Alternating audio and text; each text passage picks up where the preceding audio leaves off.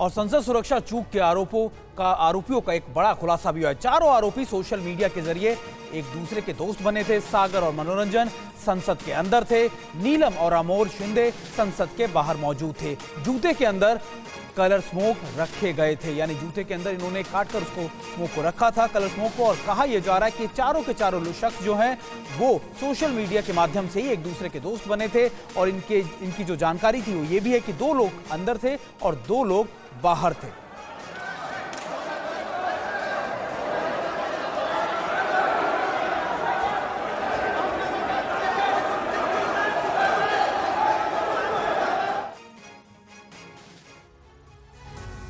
और इस वक्त की बड़ी खबर संसद से ये आ रही है कि संसद में सुरक्षा चूक पर सर्वदलीय बैठक जारी है। स्पीकर ओम बिरला कर रहे हैं सर्वदलीय बैठक। स्पीकर का सुरक्षा प्रोटोकॉल की समीक्षा करने के उनकी तरफ से निर्देश दे दिए गए हैं। स्पीकर ने लोकसभा में ये कहा भी था कि सभी से बातचीत करेंगे और अगर किसी की तरफ से कोई और सुझाव भी होगा तो उसका भी संज्ञान लिया जाएगा। लेकिन अभी इस वक्त ये बैठक चल रही है, सर्वदलीय बैठक, जिसमें सभी दलों के नेताओं से बात की जा रही है स्पीकर ओम बिरला द्वारा।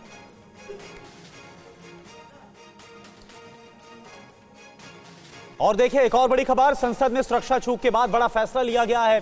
सांसदों के पीए के पास को रद्द करने का आदेश दिया गया है। सोर्सेज ये बतला रहे हैं अगले आदेश तक संसद में एंट्री पास को रद्द करने का फैसला लिया गया है।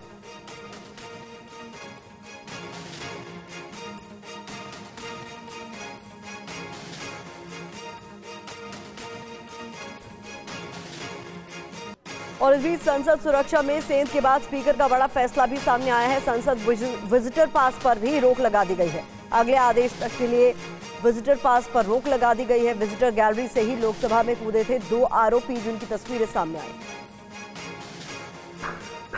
तो मनीष झा हमारे साथ जुड़े हुए ज्यादा जानकारी के साथ। मनीष, कई महत्वपूर्ण फैसले लिए गए हैं आज के घटनाक्रम के बाद, उसमें क्या कुछ महत्वपूर्ण फैसले और हैं जो आने वाले दिनों में लिए जा सकते हैं, क्योंकि अभी भी इन आरोपियों को लेकर जानकारी बहुत सारी सामने आना बाकी है?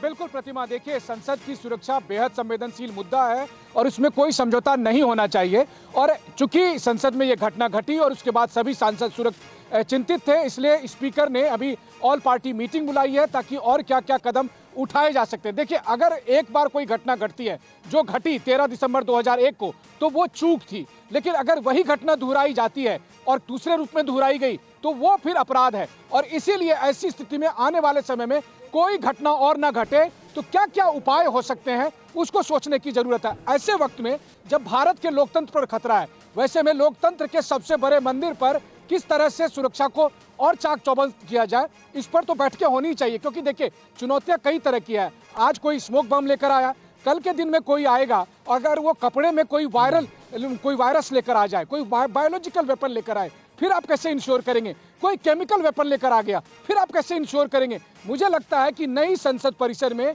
सुरक्षा के पैमाने भी एकदम उस क्लास के होने चाहिए, वर्ल्ड क्लास के, जहां पर किसी भी तरह का खतरा हो, ना केवल फिजिकल थ्रेट, ना केवल जो बम और बारूद के थ्रेट, बल्कि केमिकल, बायोलॉजिकल, हर तरह के थ्रेट से कैसे मुकाबला करना है, इन सब पर भी चर्चा होनी चाहिए। इस बीच में आपको बता दूं, कोशिश में करूंगा कि आपको दिखाने के लिए कि संसद परिसर के ठीक ऊपर में, संसद की बिल्डिंग के नई बिल्डिंग के ऊपर में इस वक्त दिल्ली पुलिस के आधे दर्जन से अधिक सुरक्षा कर्मी ऊपर में घूम रहे हैं। तो आप समझिए कि इस वक्त जायजा लिया जा रहा है कि संसद के ऊपर में, संसद बिल्डिंग के ऊपर में कि कहीं कोई चूक तो नहीं है। लेकिन मैं फिर भी एक बात कहूंगा, जो घटना घटनी थी वो घट गई, इसके बाद आगे यह घटना ना घटे, इसको इंश्योर करना देश के सभी सुरक्षा एजेंसियों का। मनीष, बिल्कुल देखिए, समीक्षा की जानी तो बहुत जरूरी है क्योंकि ये संसद का मामला है, संवेदनशील इलाका है और सारे सांसदों के साथ साथ कई हाई प्रोफाइल लोग भी वहां मौजूद रहते हैं, प्रधानमंत्री मोदी भी। और देखिए यही बात है कि लगातार कहा जा रहा है कि समीक्षा करना बेहद ज्यादा जरूरी है। इस बीच एक और बड़ी खबर आ रही है, हमारे दोनों सहयोगियों का बहुत बहुत शुक्रिया।